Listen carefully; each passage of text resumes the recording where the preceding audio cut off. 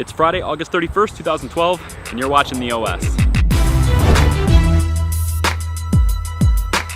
Welcome to the OS, the show that aims to provide a diverse range of news and opinions on today's consumer technology. Today, we're going to stay completely focused on new devices that are coming out into the market. Obviously, the new iPhone is rumored to be announced in a couple weeks, and since we have no new factual information, we're going to steer clear of that. We have a new host on the show this week that's likely going to be with us more often as time moves on. He's here to talk a little bit about some Windows devices that are making its way out of IFA. Hardware manufacturers are all about the laptop-tablet hybrid market that is being showcased at IFA 2012 from Berlin. To talk more about his thoughts on these new announcements, here's Damian Estrada from Noble Press.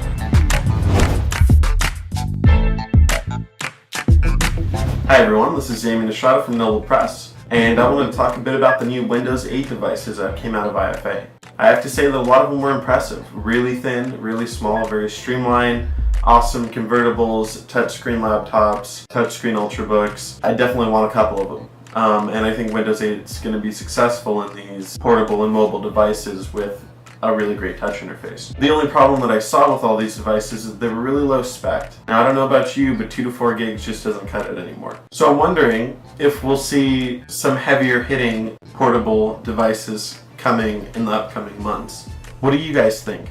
Do we need more than 2 to 4 gigs in an ultra portable device? I know I do. I don't know about you, but I would love to throw down a game of Dota on my ultra portable Windows 8 device, but it doesn't look like these devices are really going to be able to cut it. Maybe I'm asking too much of an ultra portable slim device, but at the end of the day, that's my dream, right? For more news and updates on some heavier hitting hardware, check out noble-press.com and subscribe to the OS. Thanks, Damian. Be sure to welcome him to the team by checking out his site and using the links in the description below. We said today was all about new devices, which means we need to cover big ticket items. We spoke briefly about it in previous episodes, but this week we've got all the details on Samsung's new behemoth flagship device, the Samsung Galaxy Note 2. It's a device that many were hoping to hear more information about soon, and it didn't disappoint. I can't believe I'm about to say this word, but to talk more about Samsung's new phablet, here's Andy from the Wolfpack. Hey, welcome to this week of the OS. This week, Samsung released the Galaxy Note 2. Oh yeah, the one everybody's been waiting for. But what's it gonna look like? Oh, well, what's it gonna be run by? That's even bigger. Jelly Bean. Oh, a revolutionary idea. Include the newest software with the newest phone. That was a spectacular addition by Samsung.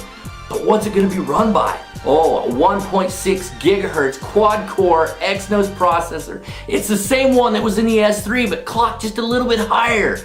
Though, it's supposed to be 4G LTE capable, so we're not sure if that's exactly the processor we'll be getting here in the United States later in the year. So, what's the screen size? Oh, 5.5-inch HD Super AMOLED screen, 1280 by 720. Oh yeah! And what's it gonna be run by? A 3100 milliamp hour battery. That was huge. We want to get through the whole day without having to charge this thing. It's also gonna come in white and gray. So, what sizes? We're talking 16, 32, 64 gigabyte models, and 2 gigs of RAM, and an awesome addition to this phone.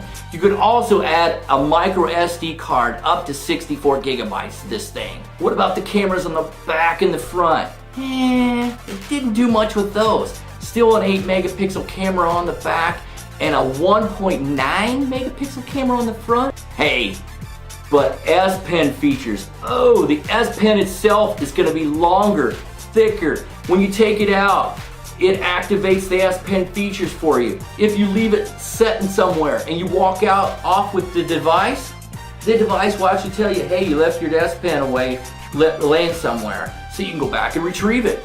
Awesome features, S Pen features everywhere on this thing. Also, a lot of apps are gonna be becoming S Pen optimized. Tons of them. So this was a spectacular presentation by Samsung. This phone looks awesome. And I think this is going to be the phone for me. So thanks for attending this week of the OS, and we'll see you next week. Take care, bye. The Galaxy Note 2 is a huge device with a 5.5-inch display. It's too big for me. I think it's too big for a phone, and I think it's too small for a tablet, but we'd love to hear your thoughts in the comments below. Lastly, but certainly not least, we're going to take to combining our two topics together a little bit. Windows Phone has been discussed a lot lately, and so has Samsung. That's because these two things are in the news a lot. Thankfully, after their embarrassing court loss, Samsung is looking to get more involved and more serious about Windows Phone 8. They're also working together with third parties to fix a lot of their infringement problems, which is what any respectable company would do. Adopting Windows Phone in their devices is actually a good idea for Samsung. And for more information on that, here's Aaron Rowe from Technicode.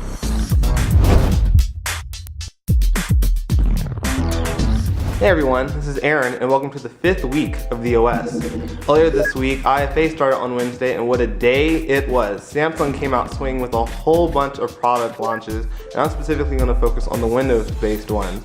It turns out that Samsung's Ativ branding did go into effect, and they announced several Ativ products, the first one being the Ativ S, Samsung's first Windows Phone 8 device.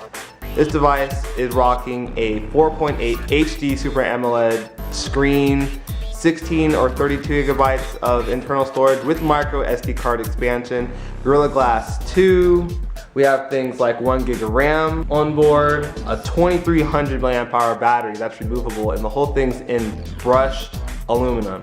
A very huge departure from Samsung's usually plasticky build. You have an 8 megapixel camera on the back and a 1.9 megapixel front facing camera. It looks really nice. And the question is, would that be your next device? Or are you waiting on something from the Nokia camp? Next, in regards to the Ativ branding, is Samsung's Ativ Tab, which is a Windows 8 RT based tablet. This is a 10.1 inch screen with 1366 by 768 display. Has a 1.5 gigahertz dual core processor. Comes in 32 and 64 gigabyte variants. Has 2 gigs of RAM on board and the 8200 milliamp hour battery. It also has Office Home and Student 2013 on board and has a 5 megapixel camera on the back with a 1.9 front facing camera. Both of these Ativ products, or at least in regards to the tablet, that has an October 26th release date, which is the same date that Windows 8 goes live for everybody. It's available for the public. And there's no word on pricing or availability for the Ativ S. But that was what Samsung showed off at IFA this past Wednesday. Are you excited about the Ativ brand? Are you excited about the Ativ S Windows Phone? Or are you waiting on something from Nokia? Because Nokia's event is on the 5th of September, so we're gonna see what's gonna be going on there. So thank you for tuning in, you guys. This is Aaron from Technicode, and I will see you in the next video. It's a great thing to see Samsung adopting Windows Phone in an attempt to more diversify their product lineup. This is especially true after the results of their recent legal problems, which will cost the company over $1.05 billion. Now, many of you likely already have an opinion on this trial, but before you get into the comments and start laying in your opinion, I strongly urge you to check out a recently recorded live stream event in which all of us as members of the OS discussed the trial in detail. It was recorded live using Hangouts on Air, and now it's available for you to see using the annotation below. The conference call will take less than an hour of your time, and I think you'll feel a little bit more informed and a little more balanced in your opinions after you watch it. And being more informed is always a good thing. Got any opinions on today's topics? Leave us a comment below and share your thoughts. If you like the show and want to help us grow, go ahead and hit the subscribe button up top or show that like button some love down below. And that wraps up this week's OS. Join us every Friday at 3 p.m. Eastern Time for some more news and opinions on today's tech world. Take care, guys.